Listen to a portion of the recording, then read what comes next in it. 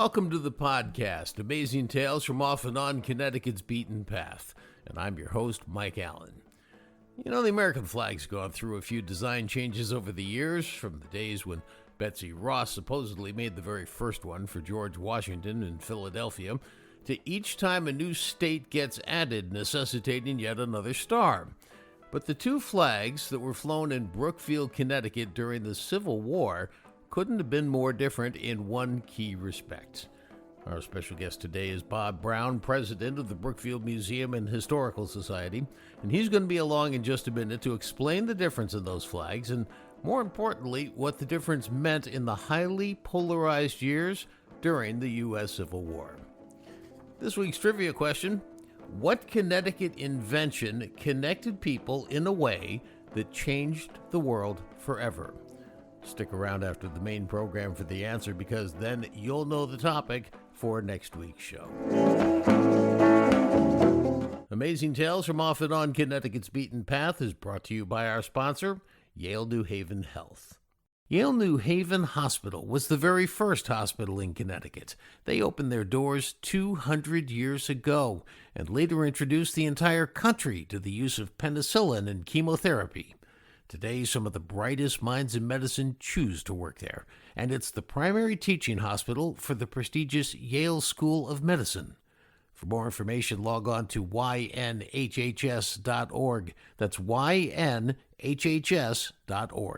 Previously on Amazing Tales CT, we've done episodes discussing the split during the Civil War, not just between the North and the South, but also between residents here in the North. Now, not everybody supported the war. In fact, the Democratic Party at the time, that's the party that ran against Abraham Lincoln in the election of 1860, felt that the South should be allowed to continue to have slaves if that's what they wanted. Many were troubled by the idea of the new United States separating and everybody seceding over the issue. It was also a question of money, though. The South grew the cotton that many businesses in the North needed, and a war could disrupt those supply chains and perhaps even permanently. Some Democrats felt it would just make more sense to negotiate with the South, keep them in the Union, let them have slaves, and sort of kick the can down the road and deal with the issue later. Well, as we know, that's not at all what happened, and the bloody Civil War raged from 1861 to 1865, with the North, of course, finally winning. Throughout Connecticut, those opposed to the war flew white flags. This is what we've discussed before, the so-called peace flags. And those who favored going to war to free the slaves and bring the southern states that were seceding back into the Union organized protests where they physically tore down many of those white flags. Well, most of that activity was confined to the very first year of the Civil War, and it kind of died down as things went forward. In Brookfield, Connecticut, though, there was a much different kind of protest against the Civil War, one that pitted an entire community of farmers in the Obtuse Hill neighborhood against those who lived in the village center called Brookfield Center. At the very outset of the war, the opponents sewed and raised their own protest flag, and it was anything but a white flag. In fact, if you just gave it a quick glance, it was a little hard to see the difference between the regular American flag and their American flag until you got to the blue background where the stars of the states are to be found. And for the rest of this story, we're lucky to have the president of the Brookfield Museum and Historical Society with us, Bob Brown. Bob, let's start off talking about Brookfield in the 1860s versus Brookfield today. I mean, obviously today it's got all of its beautiful shopping centers and Super 7 going through. But back in the 1860s, I mean, there was an active train line, but it was mainly an agrarian farming community, correct? All the land in Brookfield was mostly farms, except for Brookfield Center, which at the time was primarily a residential neighborhood, a small residential neighborhood. And the other end is Ironworks area down by the Still River was pretty much a business area. And in the 1860s, they hadn't even yet formed Candlewood Lake. I mean, that didn't come for 40, 50 years later. So, I mean, they didn't even have the beautiful houses on Candlewood Lake. That was even less populated area than what we know as Brookfield today. Candlewood Lake was very wild in its day, very sparsely populated. What was up there was just farms. Now let's talk about the politics at the time, and Brookfield was really no different than a lot of communities in that they weren't united necessarily in favor of the Civil War. Right. That same theme is throughout the Connecticut and probably other states from the Northeast. A lot of people were against that war and people were for it. Usually you had towns that leaned one way or the other, but it wasn't necessarily overwhelmingly so. It was more like a 60-40 split in most of the towns from what I've seen. Would you characterize Brookfield that same way? That's true, yeah, that's true. It was not an even split.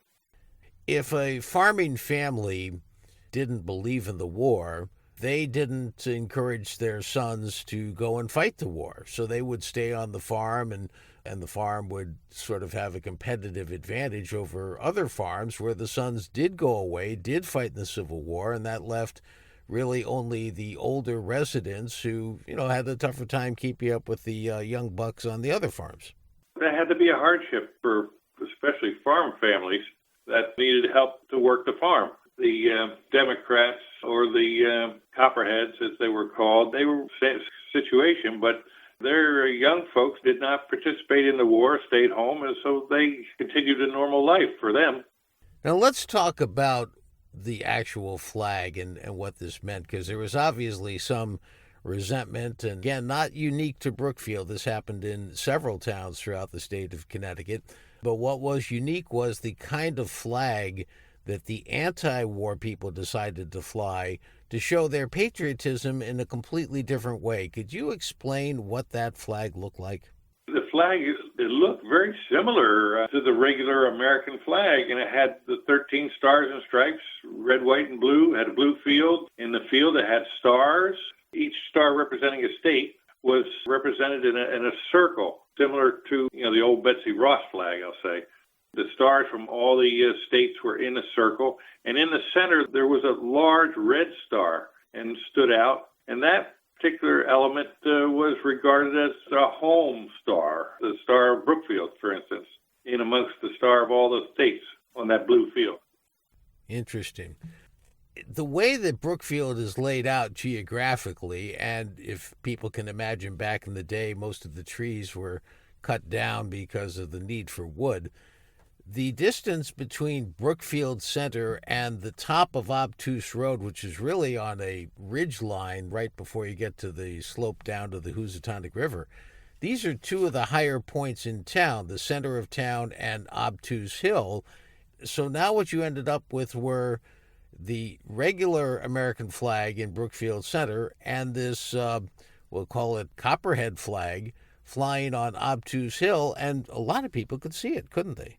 They could, and that was kind of the thorn. The people that favored the war and participated in it, they were in the center, and the Copperhead flag in the Obtuse area was visible from the center at that time because of the lack of forestry at the time. Now, some people have suggested in, I guess you would call it historical recountings that were written long after the fact, that there may have been some arguments at least, and maybe even some fisticuffs in town over this, which wouldn't make Brookfield unique from any other town in Connecticut. What do we know about that? We don't have a lot of written evidence from the time. There was a lot of contention about those flags, but I'm sure there was.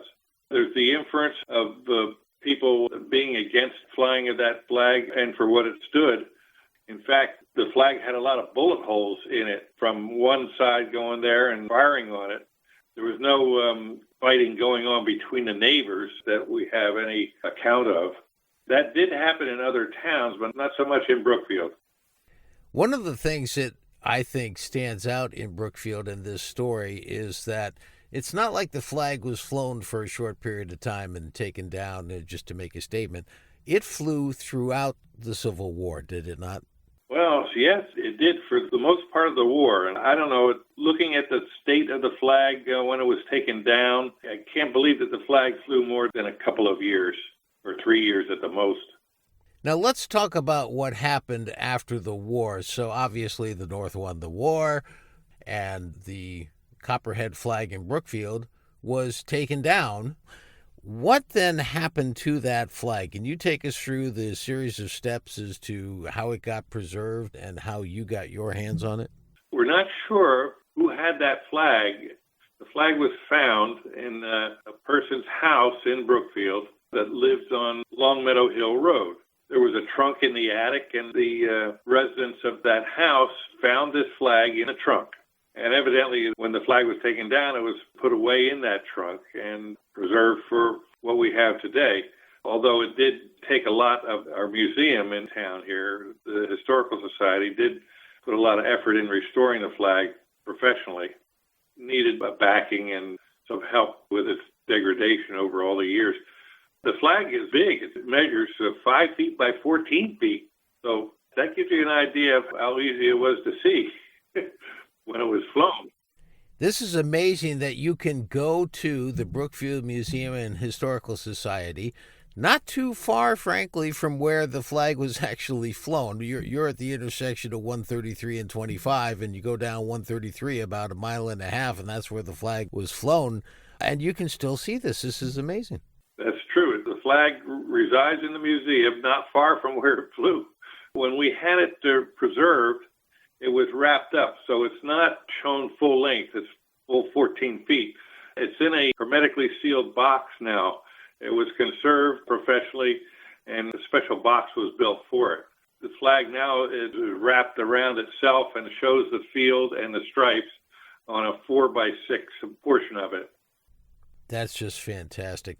What, to the best of your knowledge, ever happened to the families that lived on Obtuse Road who were behind this whole flag raising? We have no idea. I have no history of that. So as far as you know, they're not in town anymore. No. They left on a train, probably.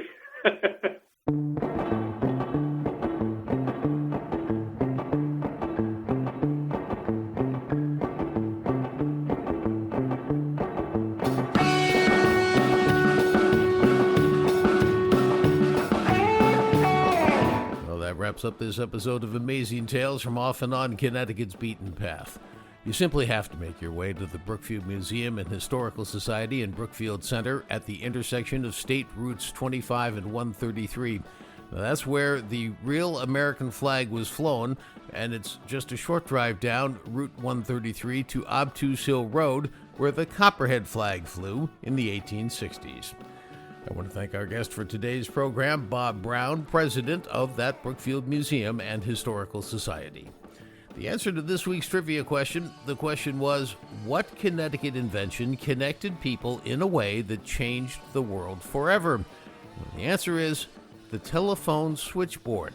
Invented in New Haven, and it followed Alexander Graham Bell's introduction of the iconic telephone. Next week on Amazing Tales CT, we're going to tell you the fascinating story behind the creation of the switchboard, how it came about, along with a couple of incredible side creations that I suspect you will not guess ahead of time. Amazing Tales from Off and On Connecticut's Beaten Path is a production of True North Associates, LLC. This is Mike Allen. Be safe, and please stay healthy.